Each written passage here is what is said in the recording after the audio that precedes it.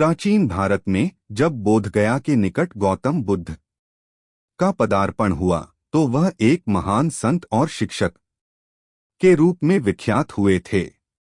उनकी शिक्षाएं आज भी दुनिया भर में लोगों के जीवन को सुधारने का काम करती हैं। बुद्ध का जीवन और उनके उपदेश हमेशा से ही प्रेरणादायक रहे हैं। उनके जीवन में कई छोटी छोटी घटनाएं ऐसी घटीं जिनसे जीवन के गहरे सत्य और आत्मज्ञान की बातें निकलकर सामने आईं। एक घटना ऐसी थी जो बुद्ध जी और एक भिखारी के बीच घटी और जिससे हमें जीवन के वास्तविक मूल्यों को समझने का अवसर मिलता है। यह घटना एक छोटे से गांव की है जहां गौतम बुद्ध और उनके शिष्य एक दिन यात्रा करते हुए पहुंचे।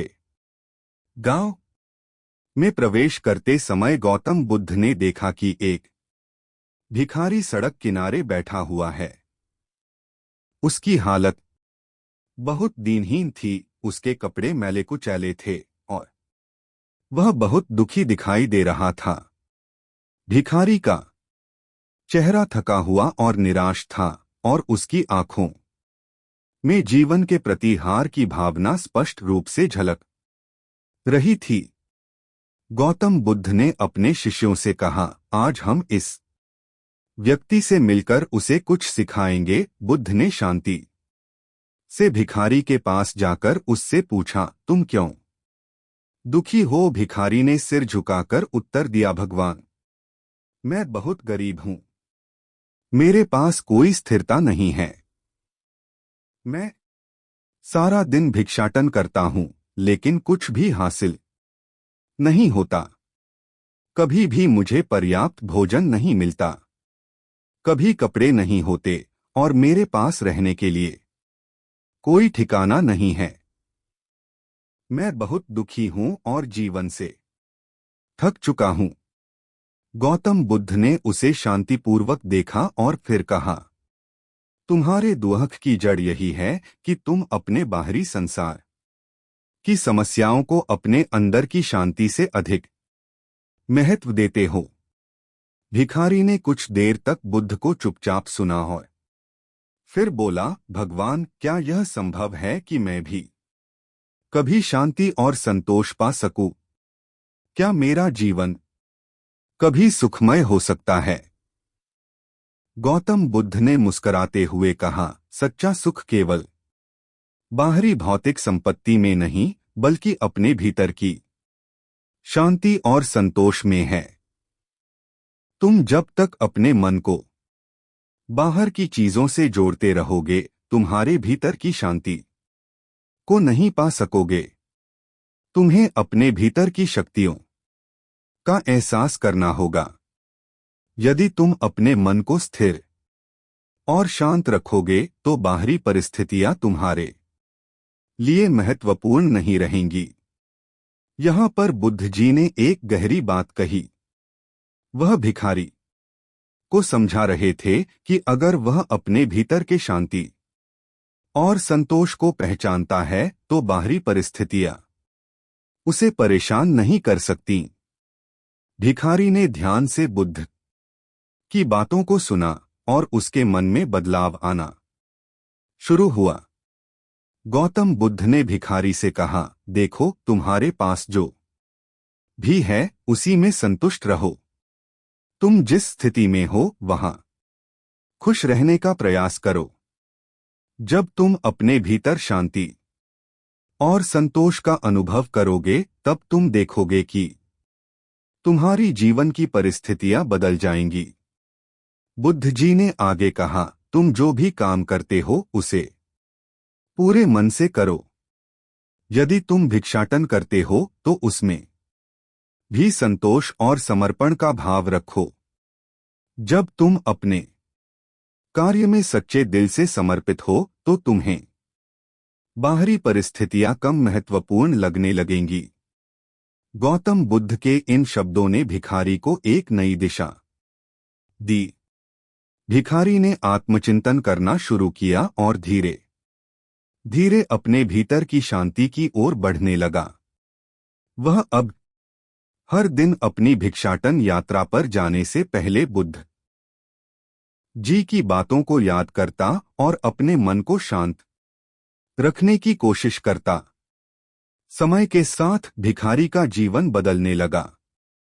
वह अब अपने काम को केवल जीविका के लिए नहीं, बल्कि एक साधना के रूप में करता था। उसकी आंखों में अब हार की भावना नहीं, बल्कि आत्मविश्वास और शांति की झलक थी। अब वह कभी भी किसी से कुछ मांगने में संकोच नहीं करता था, बल्कि दूसरों को अपनी शांति और संतोष का संदेश देता था।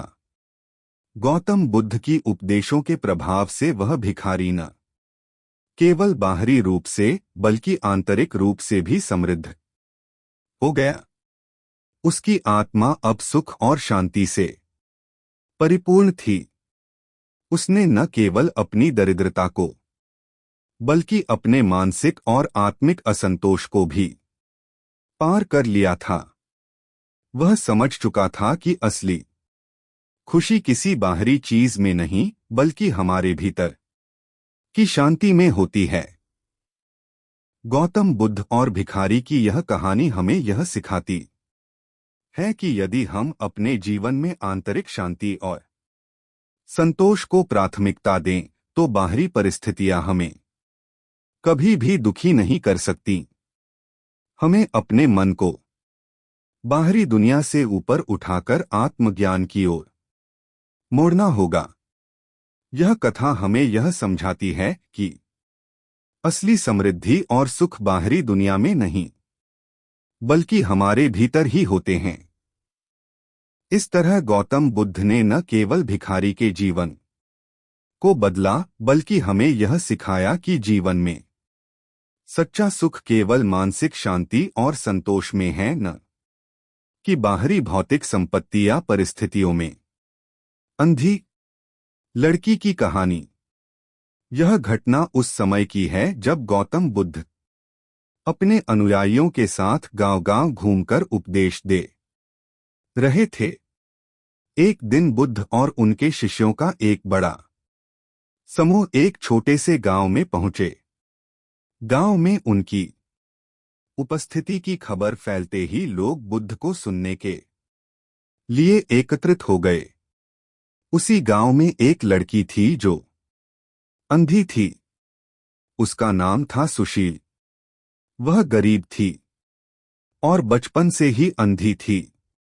उसे कभी भी अपने अंधेपन का एहसास नहीं हुआ था, क्योंकि वह जीवन को उसी रूप में जानती थी।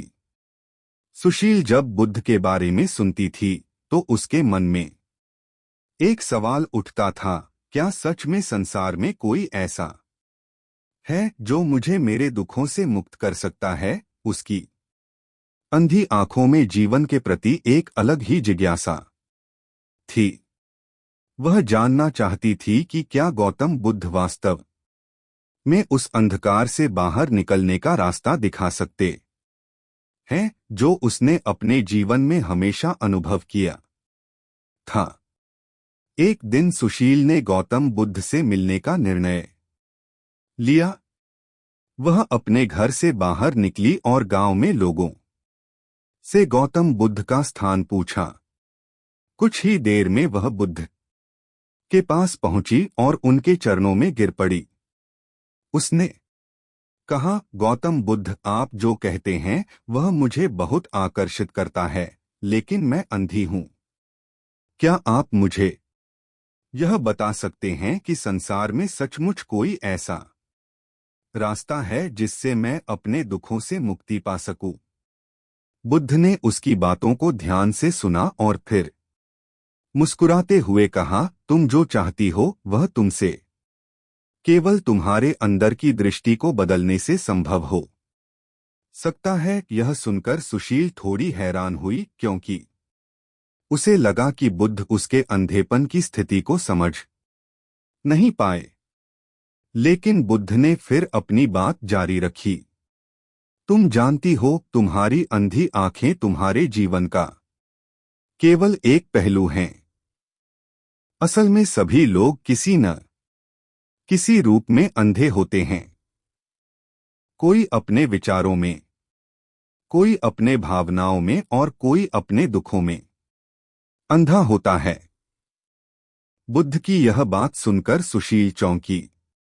बुद्ध ने उसे समझाया, वह जो आंखों से नहीं देख सकते वे केवल शरीर के दृष्टिकोण से अंधे होते हैं, लेकिन वह जो मानसिक रूप से अंधे होते हैं वे जीवन के असली अर्थ को नहीं देख पाते। बुद्ध ने यह भी कहा कि अगर वह अपने भीतर के अंधकार को दूर कर लें तो यह उन्हें बाहरी अंधेपन से कहीं अधिक महत्वपूर्ण दृष्टि प्रदान करेगा। बुद्ध ने सुशील को ध्यान और साधना की विधियां सिखाईं, जिससे वह अपने भीतर के अंधकार को पहचान सके और उसे दूर कर सके। समय के साथ सुशील ने बुद्ध के उपदेशों का पालन किया। उसने जीवन के दुखों और उनके कारणों को समझा और उन्हें स्वीकार किया। बुद्ध की शिक्षा ने उसे यह एहसास दिलाया कि अंधेपन का असली कारण बाहरी दुनिया नहीं बल्कि उसके अंदर के मानसिक दृष्टिकोण और दुखों का संचय था। एक दिन सुशील ने ध्यान में गहरे उतरते हुए अनुभव किया कि वह अब केवल बाहरी दुनिया को ही नहीं बल्कि अपने भीतर की सच्चाई को भी देख पा रही थी। यह अद्भुत परिवर्तन उसकी आत्मा को शांति और संतुलन प्रदान करने वाला था। अब वह न केवल अपनी अंधी आंखों से बल्कि अपने मानसिक दृष्टिकोण से भी संसार को देख सकती थी। गौतम बुद्ध और अंधी लड़की की यह कहानी हमें यह सिखाती है कि जीवन में असली दृष्टि केवल आंखों से नहीं बल्कि हमारे मन और आत्मा से मिलती है। हमारे दुख और दर्द तब तक हमारे साथ रहते हैं जब तक हम उन्हें अपनी मानसिकता से नहीं दूर करते। गौतम बुद्ध का संदेश यह है कि केवल बाहरी दुनिया का सुधार नहीं बल्कि अंदर की दुनिया का सुधार भी आवश्यक है।